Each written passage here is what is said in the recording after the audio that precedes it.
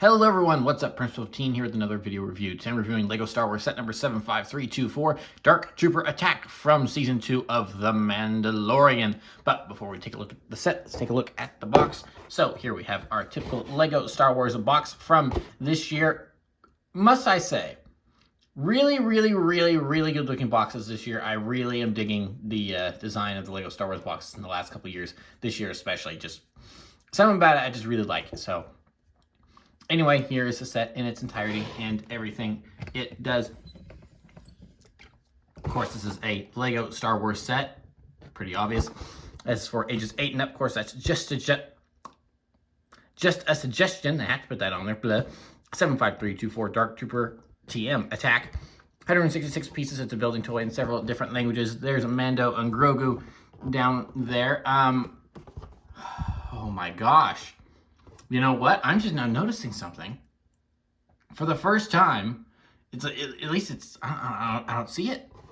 I actually don't see it. Is it? Ah, there it is. It's, all right. It's on the back. Disney. I've been doing that with these LEGO Star Wars boxes for so long that I'm so used to them being on the front and the back, and then I'm going over this. I'm like, wait a second. Also, a little dusty. I'm just looking over this. I'm like, oh wait, hold on. There's no Disney logo on the front. That's a change. Usually there is. It's like I don't even think there's one on the side here. Okay, there's one over here. There's one over here, and of course it's on the back. So here's the back, all the things it does. I kind of had to rip the box apart a little bit to get into it because it was being a little tougher than I would have liked. But oh well, it's just a box that's going to go in the trash as soon as this review is done. Anyway, so yeah, here's the set and all the things it can do. There's not a Disney logo on the front, and that's kind of the most notable thing about the box, other than the fact that it looks good. So yeah, here we have the Dark Trooper Attack set from Season 2 of The Mandalorian, as I've already said. And this is a pretty cool set. I really dig this. If you've been watching reviews of mine for a while now, then you know that I like vehicles. Vehicles are cool. Vehicles are fun. But boy, do I love scenes or, you know, like location sets, let's say. So that's why I have several modular buildings, the Temple of the Monastery of Spinjitzu from Ninjago, stuff like that. I just really enjoy. And so this is, of course, going to be no different because this is a hallway of a Imperial light cruiser. And so, I mean, it's even got like panels and stuff. It's just all the typical interior stuff that you're used to in Star Wars, but we don't typically see in the sets themselves. We kind of get in this set, which is really cool. But of course, probably for most people, I mean, like actually, I got this because it's a location, it's an interior, it's a building, so to speak.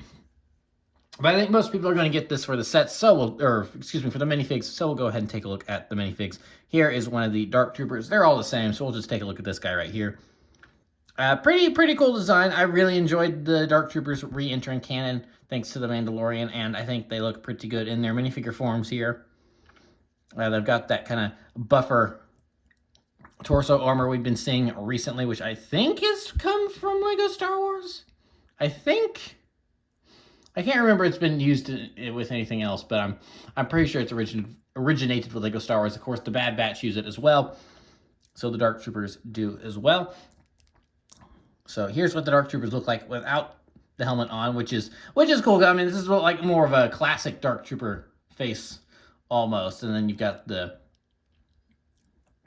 helmet that goes on over, and it gives me classic LEGO Star Wars Stormtrooper vibes, or not Stormtrooper, excuse me, Clone Trooper vibes. Where, of course, you know, it had the empty eye holes, and then it was the head underneath that was printed. Because for some reason, Stormtroopers were always printed helmets, but then the Clone Troopers had the... I never understood that. I never got it. Oh, well. So, weird decision if you ask me. But so there are some play features that we can get involved here with the Dark Troopers, is that there's this little panel here. So if you want this Dark Trooper to advance on Luke over here, just push that forward. Pretty cool. I like that. And then, of course, we can put him on if he wants to stand. There we go. If he wants to stand, there we go. And then we can put him on that, and that just turns, and then Actually, I suppose Luke would probably go better there. That's probably what that more or less what that's for. So let's hold on a second. Rewind. We'll look at Luke real quick. So here we have Luke Skywalker, Jedi Knight, in his dark robes from Return of the Jedi. It's got a more stern-looking expression here. Of course, his classic green lightsaber. So, pretty cool looking Luke. I mean, it's basically Luke from Return of the Jedi. So, I mean, there's not really that much different here with his design. Well,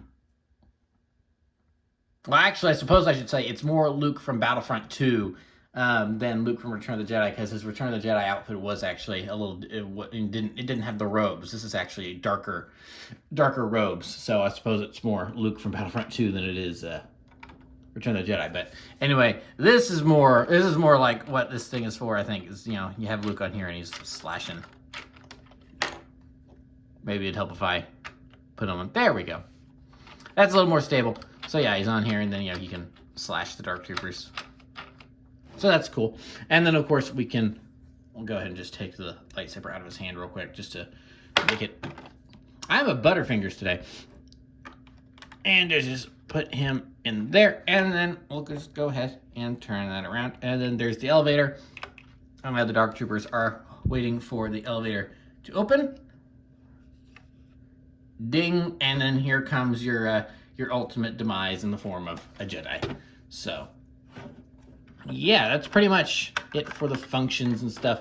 We'll just go ahead and clear out the minifigures so we can just take an overall look at the details. A lot of stickers here, which is my one big complaint with the set, is that it's got stickers. I'm always going to complain about stickers. Why don't you just print them on the bricks, you dum-dums?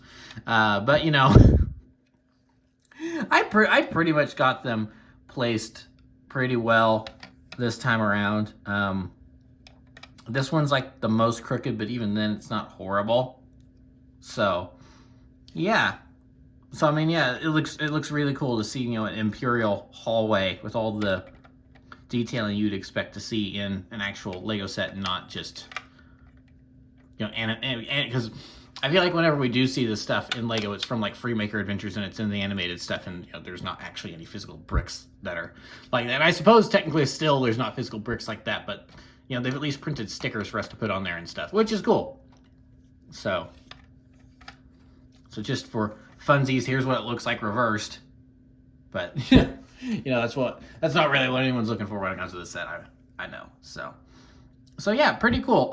So yeah, this is really the reason I bought the set. This right here is that I can take these off and then, you know, like multiply them and make a file that has them. Oops, bumped the camera. It has them going down, and then I can like have a big hallway that I can make a file for, and then film on a green screen, then be able to put minifigures on a hallway whenever I get back to doing more Lego Star Wars stop motions. So that's kind of the reason I got this set. So I know not the typical reason people are going to get this set, but hey, it works. So, but as a set, I think it's really, really cool because, as I said, I like locations. Locations are cool. I'm glad that they're making a couple more sets like this. This is kind of the natural evolution of the little one-on-one duel sets that have, you know, like Obi-Wan versus Anakin and Rey versus Kylo Ren, and that kind of stuff. It's kind of a natural extension of that. It's just a more firm location with actual walls and stuff. So I do kind of hope that they do more stuff like this, because this is actually really cool, and I enjoy this. So yeah, I would totally recommend this set. Of course, if you have a set that comes with Grogu and R2, then you can add them to this, and then, you know, have them standing in the hallway to recreate that final shot from season 2 of The Mandalorian. But yeah, I think this is just a really cool set, and I hope Lego does more stuff like this, because, you know, it's just that far removed from out of the ordinary from what Lego usually does when it comes to Star Wars stuff, that I'm definitely a proponent of encouraging stuff like this to change things up, so that way we don't just get a bajillion X-Wing re-releases. You know, this is a unique, never been done before type set when it comes to Lego, even if, you know, this is something we've seen a lot in Star Wars when it comes to the hallway set and everything. It's like, but we've never gotten that in a Lego set before. So really, really cool that they decided to do that. And I hope they do more stuff like that in the future. So yeah. So that is pretty much going to be it for this review. I would certainly recommend this set if you are interested in, just Lego Star Wars or The Mandalorian or, Luke Skywalker. If he's one of your favorite characters, then this is going to be a good, easy way to get him. And that'll be pretty much it for this review. So thank you for watching. Remember to like, comment, subscribe, all that great stuff. Remember to follow me on Twitter and Instagram. Those links are in the description below. And I will see you guys next time. Thank you so much for watching, and goodbye.